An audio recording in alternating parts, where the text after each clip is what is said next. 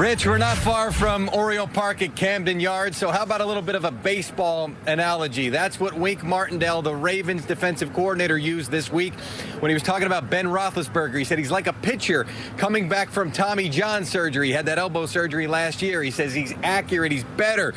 He's throwing the ball faster, all of these things. But Martindale said it's still Ben's offense. That's what the Steelers are doing. John Harbaugh saying the same thing, saying that this is the offense that they have been running for years and years and years. So they know he's dangerous, despite the fact that the ball is coming out more quickly. He's just more comfortable in what he's doing. So they have to attack him the way that they have in the past. That's been the most successful. Still Ben's offense, and this is still Ravens-Steelers.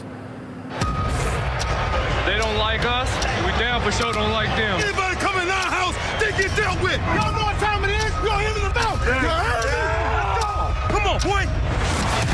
Touchdown, Steelers. Ben puts the ball right on the money. Touchdown. You gotta be here. It is a first-time start for Lamar Jackson against the Steelers. Jackson is unbelievably gifted. Touchdown, Ravens. Unbelievable. Classic Ravens Steelers, all kind of hitting. It was tough to hold down, indeed. There's some hitting, there's some jawing, there's everything we thought there would be. Definitely been a physical game. The Steelers are smelling blood. He got spin in his heart. I can smell it. You got two teams that respect one another but don't like one another. Everything you got. Pittsburgh and Baltimore, you don't have to say a whole lot more. Check it out.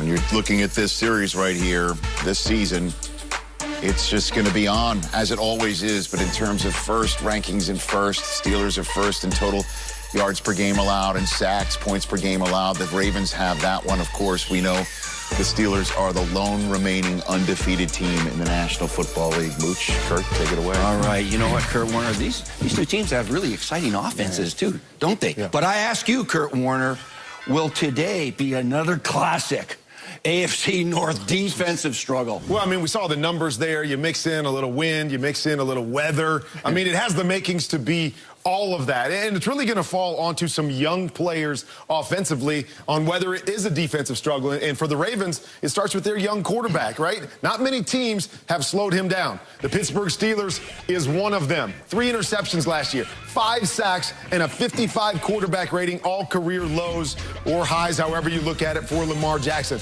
And then on the other side, we talked about it a little bit last week. They've got a bunch of young wide receivers against a really talented secondary of the Baltimore Ravens. Can those young receivers step up and make those big game-changing plays against this Ravens secondary? That's what I got my eye on. Yeah, I got my eye on everything in this game because you're talking about, it's a rival game, and usually rivals are supposed to be like, yeah, you know, they share the rivalry, right? 22-22 over the last couple of decades. And you're talking about Harbaugh and Tomlin. They're right around even, 14-13 wins. This is going to be an amazing game. One of these two teams have won this division 14 out of the last 18 years. Talk about domination. It's going to be a lot of fun to watch these guys. It's going to be a good one. And for more now on the Cowboys and the Eagles, let me send it over to James Palmer in the city of brotherly love. Well, thanks, Mooch. Every Cowboys player that was asked about Ben DiNucci this week said two things. One, his arm talent and his mobility. Head coach Mike McCarthy loves his speed. When the rookies arrived earlier this year, he was clocked at 21 miles an hour, which is really moving. He also played the role of Kyler Murray on the scout team when the Cowboys were preparing for the Cardinals. So that shows you the confidence they have in him utilizing his legs. Now, my understanding is in the Cowboys game plan for tonight, there will be aspects for him to go out and use those legs. And that's important, Rich, because the Eagles are giving up 13.8 yards a carry to quarterbacks this season. Well, if he's running, let's hope it's not for his life because they can't afford to lose him. Let's be honest. I mean, the injury bug has been significant. Yeah. The blue on your screen indicates out for the season, and it has helped, let's be honest, turn Michael Irvin's lone wolf stuffed animal into what appears to be a lone wolf Cowboys emotional support stuffed animal. Is that what we have right now? Yeah, this is what Champ is. And I knew this was coming, Rich, a couple weeks ago when I tweeted about about the funk that I was in, right? When I tweeted about the funk that I was in, this is what I was talking about. You know, everybody still had hope and was talking about Andy Dalton, and I understood. But we were losing two of the most critical positions.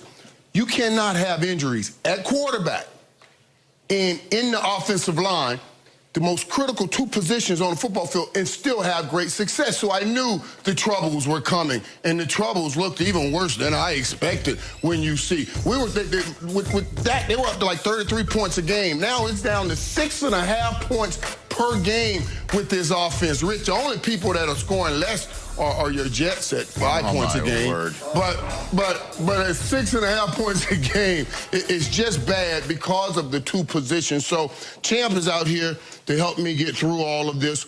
My emotional support dog. He's so good. I love you for being here, buddy. It's so funny. When Mooch and Kurt were doing their thing, I positioned myself to get ready for the segment, and I'm like, is Irv up here? Because I'm looking at my notes, and I just see this stuffed animal with an emotional support. Champ is good. Champ is.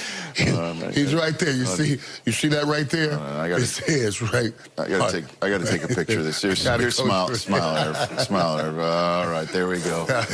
Speaking of social, Michael, even though I agreed with what Rich Eisen did to you with the crying emoji in your picture, I do believe about fair play. What did Michigan do this week? I believe they lost to a team that lost to Rutgers. You know, a team that shouldn't be in D1. Ouch. Hey, look, you know what? I need that. Come back, Rich. He's so smooth. Okay, we can't talk. Sorry. I think our contact tracers just went off. It's okay, all right, there's two at time. It's two at time, people. It is two at time. Next up, we'll let you know what to expect from him